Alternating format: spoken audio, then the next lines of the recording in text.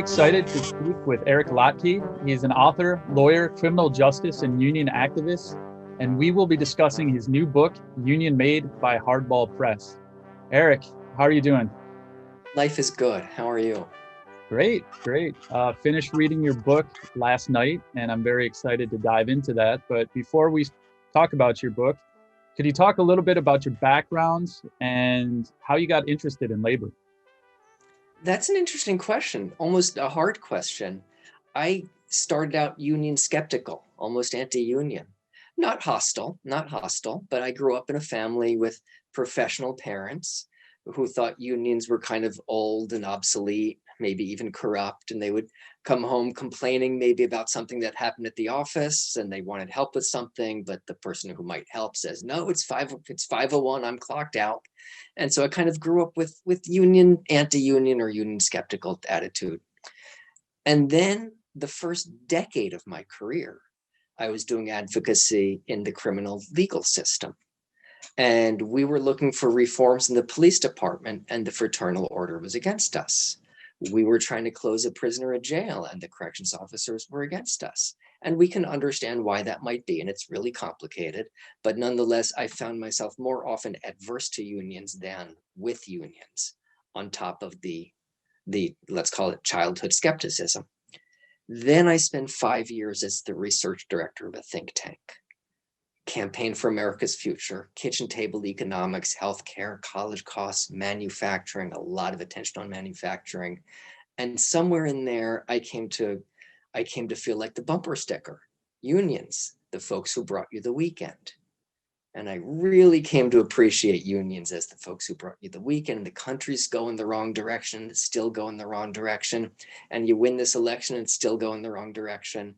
And so the aha moment was the reason it's going the wrong direction. What we need is working people working together. Wait, that's what unions do. So I quit my research director think tank job with the window office on K Street and became a staff researcher at SEIU, Justice for Janitors. And I spent the next 5 years at SEIU working Justice for Janitors. And then I left actually associated with the release of my previous novel. And then I came back and started working at the National Education Association, which is where I now work. So I've been a union guy for 10 years by now. I'm union, I'm all the way. Could you talk about any campaigns that you've worked on for the Justice for Janitors campaign with SEIU, and also of any campaigns that you may be looking at for the National Education Association? There was a Justice for Janitors campaign in Houston, Texas that marked me a lot. And a lot of it is, and parts of it are reflected in this book, in Union Made. There were tactical things, civil disobedience, blocking traffic, causing trouble, getting attention to the cause, a lot of community organizing. It's not just the janitors themselves. How does the faith community feel about it? Where are the building owners on this? Where are the possible customers, clients, people who might have to pay more money if the janitors are making more? So a lot of robust community organizing and getting more people involved, both in the justice of the campaign and understanding why traffic was being blocked. And the thing that one of the things that really stuck with me at the end was, this was great. There's a lot of campaign with a lot of people on the ground working incredibly hard, a lot of creative intelligence, all the SEIU investing resources, local people investing resources, big deal. And then in the end, the janitors won. And they got a win, and we celebrate, and that's awesome. And the win that they got was something like 35 cents an hour. And so, yay, your salary went up from $7.50 an hour to $7.85 an hour, and that's really good.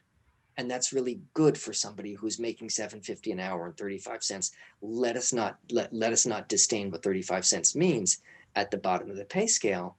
But I was like, wow, that was a whole lot. And in the end, they're still freaking poor. They still don't have enough money. They still can barely pay the rent. It's still hard for them to send their kids to college. And this was a win. This was as good as it gets. We have a long way still to go. Yes, indeed. And it's works like Union Made that I think can help lift up the consciousness of a lot of Americans who may not even understand what a union is or what the struggle is for trying to form a union. Could you talk a little bit just on the 50,000 foot level? What is the story of Union Made? So on the one hand, we've got a romance. It's a classic romance. We've got a boy meets girl, except there's a trick. Of course, there has to be a trick. She is a union organizer, and he works for the ownership of the company that she's trying to organize. So of course they are naturally adverse, but but over time, but she kind of wins him over. First, she wins him over because she's fabulous, she's brilliant, she's personable, she's creative and clever in all of these ways. But at the same time, he has access to the company books, and he starts to realize, wait, we could afford to give them a raise. We could probably give them even more of a raise than they're asking for. And those illegal union busting tactics that are going on that I see on TV that you're not supposed to do. Wait a minute, look in the books. We're paying for those. That's not quite the way it should be. And so on the one hand, in the big picture sense, he's kind of coming around to her side. And in the smaller picture sense, well, maybe she'll at least have lunch with me. And then we have a romance after that. But of course, not until after the contract is signed. So I love the hero's journey that Nathan Hawley goes through as he moves from being lonely with his positive growth curves as an accountant and just he's going through the monotony and banality and isolation of just being, with his numbers, with his math. And the dialectic with Catherine Campbell, union organizer, is just this beautiful interplay. And he grows in class consciousness as he goes through a lot of different challenges, you could say. But those challenges are small in comparison with the people who are organizing the union drive. And you bring up a lot of social issues as well, but one thing that is so timely right now is this question of a minimum wage. And you focus in the book on the people at this grocery store wants to simply raise their wages from to $7.85 an hour. Right now, the federal minimum wage is $7.25 an hour. And there's even a comment, they remember when a job paid a living wage and raises came annually. And so why did you want to focus on the minimum wage? It's interesting. And I'm glad you appreciate the dialectic, as you say, between the two of them. In some ways, that's conversation between me and the old me, who's getting convinced. And I'm glad that you appreciated it, that it felt like dialogue, not feeling like a lecture. But there's a lot, there's nonfiction going on in the background in those scenes. And one of the questions about union organizing or about raising wages in general is, well, won't that raise prices? And won't that be bad for everybody? And what if we increase the minimum wage? Wouldn't other things become out of reach, or wouldn't people lose work or something like that? And so there's talk about how in some ways unions take the wages out of competition. If all the bricklayers get a raise, then all of the bricklaying companies can raise their prices a little bit, and no bricklaying company got hurt. And so in a certain sense, my industry, my company, if we can give our people a raise, yeah, but you're not getting the other people to get to, the other company needs to give a raise too. And that's all true. And as she says, we'll get them next. And in the meanwhile, if you want us to help to raise the minimum wage for everybody, that would be okay with us too. In fact, tell you what, help us raise the entire minimum wage to $15 an hour. No accident that I chose 15. And if you'll help us raise the minimum wage to $15 an hour, we'll give you some slack on this on this particular wage campaign. And it truly is the rising tide lifts all boats. So if you're making 15 now, if the 15 is the floor, your salary is probably going to go up, or your hourly is going to go up as well. Right. The person, if somebody's making $8 an hour, somebody else is making $9 an hour. And so if the bottom comes up, then other people come up. And that's just plain good for everybody. So as Nathan is in his kind of in the woods right now, and he's kind of lost alone, he casually makes this observation: CEOs makes 200 times as much as the line staff, and the line staff being the people on the floor. So 200 times as much. And he says that's not bad in the industry. Over 300 times is customary. And he's saying this as he nonchalantly is eating some carrots with hummus. And do you want to just comment a little bit about the absurdity of that pay difference? Well, it's funny, and we've come to see it as normal. And I don't remember the data offhand back in my think tank days. I did, but in, let's call it the 60s, 70s, back when things were a little bit better, 50s. I don't know offhand. CEOs were always paid better, right? But the factors were 20 times and 30 times, not 200 times and 300 times, and they were taxed higher. And why do I, and then if they're taxed higher, then maybe I might as well not pay myself that much, and I can take the money instead of sending it to me at my 80% tax rate. And what if I spent it in the company? What if I invested it in research and development? What if I invested it in my workforce? What if we promoted people up the chains from entry to the next to intermediate? And the idea of building the company was integral. And now, the CEOs make 200, 300 times as much, and the people are basically disposable widgets. And we'll hire somebody who has this skill, and when we use them up or burn them out or whatever it is, we'll hire somebody else who has that skill. Or if we need a different skill, we won't skill up this person. We'll just lay him off and hire somebody else. It's a different attitude in business. And the whole system is designed to look at short-term profits, how much you can create in the short term for shareholders, which all of the executive board and the CEOs have those stocks that they want to inflate. And if the assets strip it, load the company with debt, they're gone in a few years with their pay package, and the company's left in shambles. Something that you also get into with Nathan as an accountant, as he's looking over Pac-Shoppe's greatest corporate risk, and he's like, it's not unions.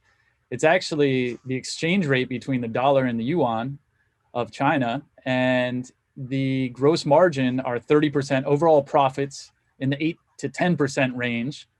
But the greatest risk isn't the unions. It's the fact that the supply chains are so stretched all the way to China.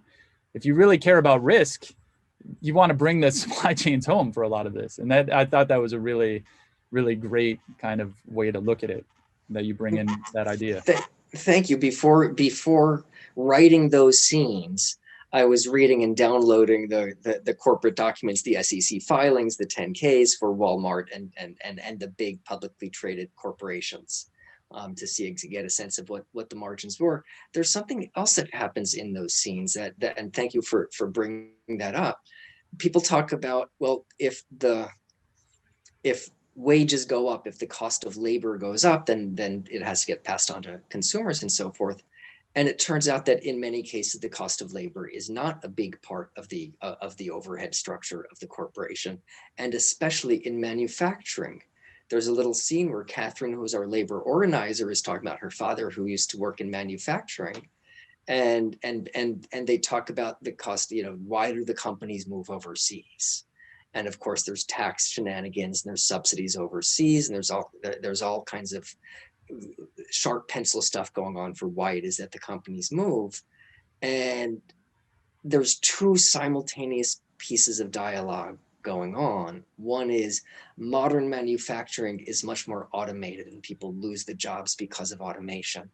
And simultaneously, the companies move overseas because of cheaper labor. It's like, wait, it can't be both of those, actually, because modern manufacturing is a lot more automated and less labor intensive. So it turns out that the cost of labor isn't the big deal. Something else is going on. And what's going on is all of that sharp pencil stuff, and where are the subsidies, and who gets the money, and how do they choose to spend it, and all the rest of it. Give the workers a raise, for crying out loud. Give it to them in the steel plant. Give it to them here. And you alluded to it, just to be clear. So the company in the book, in Union Made, in my novel, the company, it's called Pac-Shoppe, and it's a big retail chain thing. Think Walmart, Target, something like that. That's who it looks like. So you really open the hood to why unions, just why there are unions, why you need unions. And you also show the resistance, the political, the financial. You bring in prisons, you bring in these systematic obstacles of injustice that are preventing this solidarity within the workplace and outside the workplace. And I love it how you go through the union campaign, and I really encourage everyone to get this book, if for nothing other than the fact that they can learn more about the process and really be able to form greater solidarity with other people who are in unions, and to form their own unions and possibly join unions. But you also talk about the fact that when you're in a union, you're making the work more functional and efficient. It's not just your protections, but you're giving yourself a voice as a part of the company, and you're able to talk to the boss about how to better organize your shipping, because you're doing it every day. And if you're the person doing it every day, you probably know best how to do it. And if you're just given that voice and that platform, you can actually make the business more profitable than if it's just this top down rigorous way of doing things. Especially at the most micro level. Manufacturing for a minute, how do the goods move around the plant? Ask the people who are moving the goods around the plant how it can be done more efficiently, or what tool would be better there, or how do we reduce the noise? The people putting up with the noise all day, I'll bet they have ideas for how to reduce the noise, how to make it safer. How could management possibly not want to know that? Nowadays, I'm at the National Education Association. I'm working with educators, working with teachers. And you want to know how to make things better in the classroom? You need to ask the teachers. You need to ask the people who are there. You want to know how to make things work better in the kitchen? Ask the food service workers. And it just seems like, I've been management before, and if I were management, of course that's where I would begin. But they don't start that way. And so the unions are the way that the workers can come together and say, well, we think it should be like this, and do it safely. So one of the direct actions that Catherine does is she brings the press down, and a very wealthy commercial avenue street in Richmond, and they start going to a high-end luxury good fashion store, and they say, this is a standard dress from Hugo Boss, selling inside for $415, equivalent to a mere 52 hours of work at Pac-Shoppe wages. And it just shows this inequality that is, you can't survive as a coherent country with these inequalities, where it takes 52 hours for this person, and it takes 2 seconds of labor for this other person, or even less. Right. Thanks. I like that scene, and that was research. I went to the stores, I went to the internets, and I looked up, well, what is a fancy men's business shoe work? It's $400 for this, and look, it's $30 for the cashmere socks. And of course, let's open up a different door that I won't even daydream of. That shoe that's costing $400, or the sock that's costing $30, what are its supply chains, and what did its labor get cost, and where did it come from, and who got paid how much, and what's the profit margin? There's stuff going on here that's not really related to what workers are being paid, or what they could be paid. And I guess I always come back to, one worker alone is only complaining, and all the workers together can shut down the factory. And there's just no other way to get the boss to change. So as the story goes around, Catherine hits some obstacles, and she starts having self-doubt, and she remembers a failed union campaign where a lot of people got fired. And have you experienced that? Have you seen that? Where did you draw that from? I mean, yeah, I would love to hear your thoughts. That's from walking around the office and talking to people who've done this longer than I have. It's not as if I've only ever been involved in wins, but what she does is what's really important. She goes back to the workers And so she's thinking like a skilled professional union organizer. Tactically, what should we do next? Tactically, how can we do, what can I do? And then she self-corrects and says, no, wait a minute, I'm not bearing the risk. I'm not the person who's going to be fired. I need to go back to those folks and ask what they, first of all, what they think are good ideas, back to the bottom up strategies, and what risks they are willing to take, because it's that person who got fired and that person who got put onto the graveyard shift. And I'm not at that risk. And so she does what the good organizer does, goes back to the folks. And forgive me, now I want to rewind to a question you asked just a minute ago about the races and what's going on racially in America. And what we want, what many of us want, is the class oriented struggle where the workers are all in it together. It's not the Black workers like this, the Hispanic workers like that, the white workers like that, all going against each other, fighting for something. How about if it's all of the workers together? And in the story, it is absolutely no accident.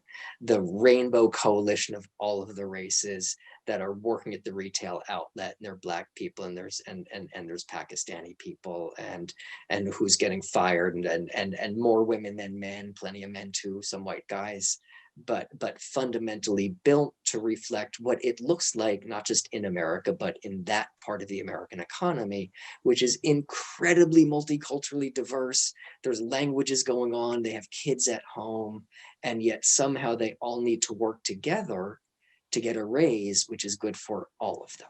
And that's that is built into this into the fabric of the characters in the story, that the working people are working together.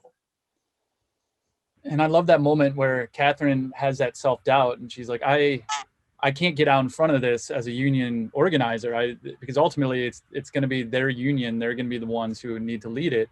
And she starts asking Alina about maybe we should pull back. And Alina's like, if you give up the fight to live, that's when you start to die. And I love that line. And then this other idea that's brought about is this golden rule for the workplace, or the 11th commandment. Don't treat your employer better than your employer treats you.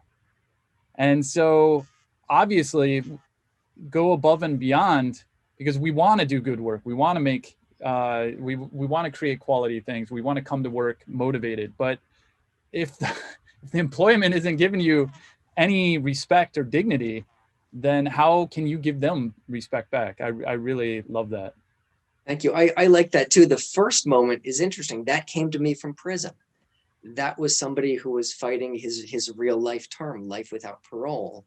And it was him who said something along the lines of, the moment you give up the fight to live, that's when you start to die, or exactly how he said it to me, how she said it there. But that line is real, it's sincere.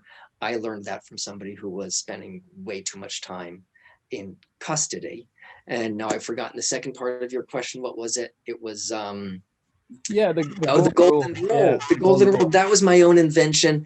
Thank you for quoting me on it. I want that one to stick. If nothing else comes out of this interview, please somebody remember what I call the golden rule of the workplace. And we all grew up with the golden rule: do unto others as you want them to do unto you.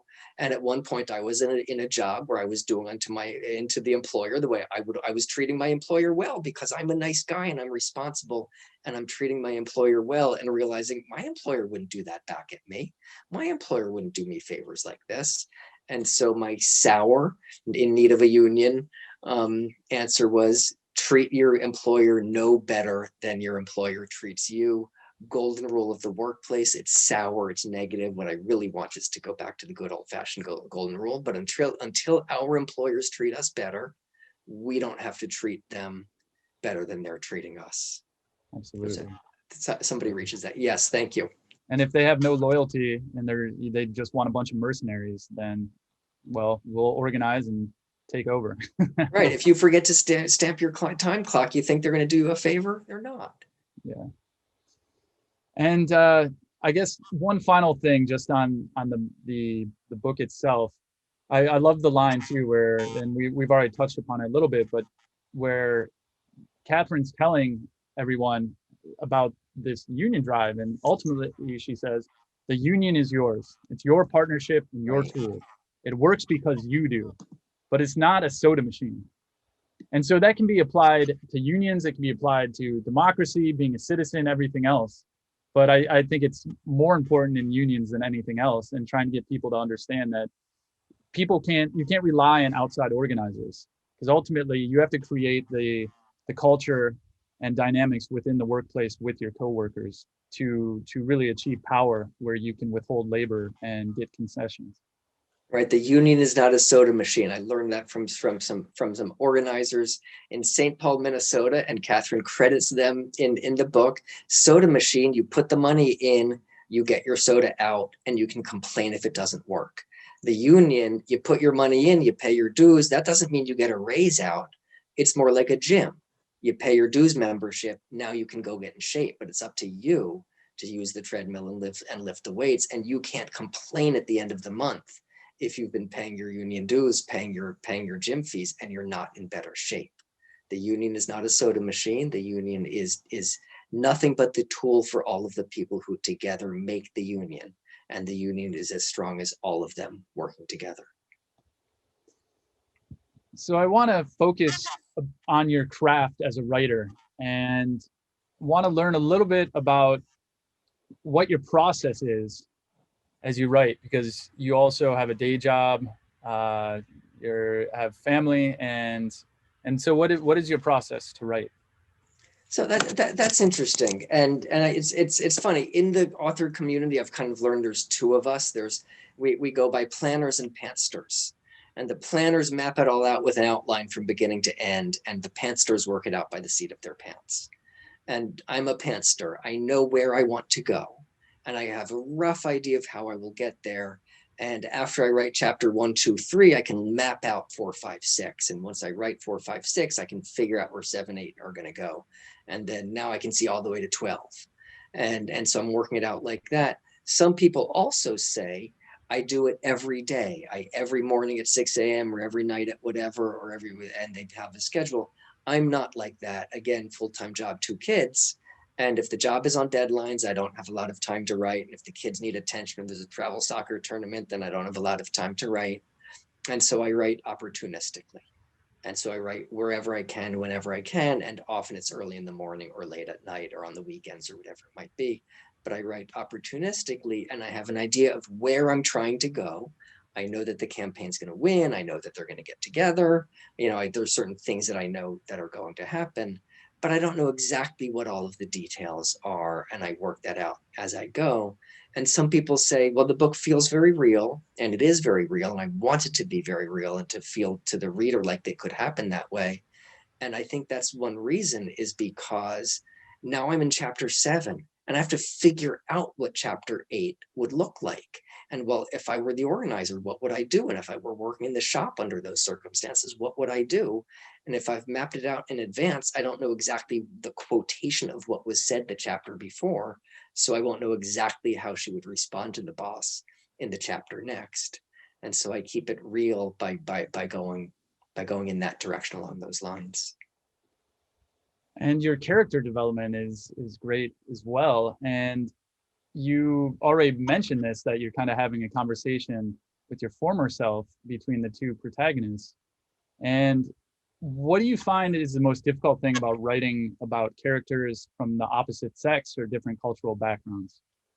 That's actually an interesting question. And forgive me if you'll let me go off stream for a minute.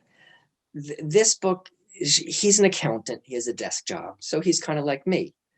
She's a union organizer. She works for a union. So she's kind of like me. It's not as if I've never had an entry-level low-wage job, or never lived paycheck to paycheck. So all of those characters are just like me. So in some ways, I'm part of all of them. My previous novel, called Making Manna, where the main character is a 14-year-old girl subject to child sex, who's being sexually abused by her father. The main character is an African-American drug dealer. And so the other characters look nothing like me at all. And so where do they come from? And in some ways, it's all just, what's the old, is it Gertrude Stein? I am large, I contain multitudes. And so, it's like, we're all of these, the people who I've met hanging out in the DC jail, working in the streets, working on either the janitor campaigns, and again, nowadays it's more education. I was in those Red for Ed teacher strikes in Arizona. I was marching with thousands of educators, talking with them about the frustrations of the curriculum being defined to them and the difficulty of paying for their own needs on the salaries that they have. And all of that goes into the mix, and then out of that comes characters that I'm glad that you think that they feel real. I want them to feel real. And he's an accountant. It's a boring, tedious job. A lot of us have them, right?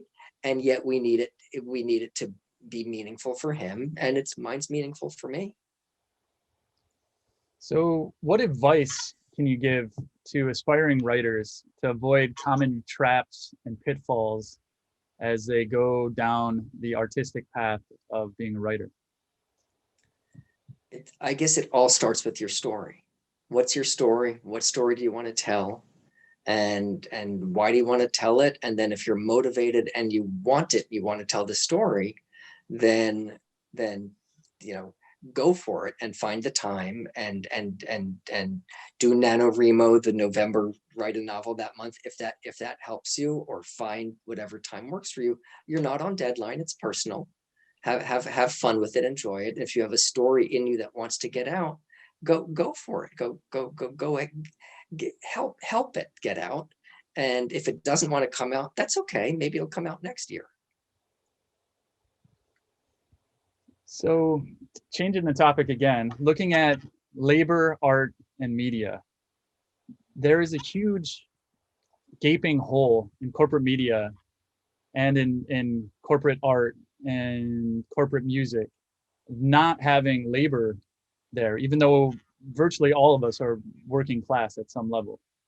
Could you talk a little bit about the current state, zeitgeist, and where you may be optimistic, despite all the carnage of the lack of labor reporting and labor media? Yeah, it's funny. Sometimes I get optimistic, and then I say, shut up, read the newspaper. Are you kidding me? I was really optimistic with those Red for Ed teacher strikes. They were really cool. And it was idealism of people coming together and people listening.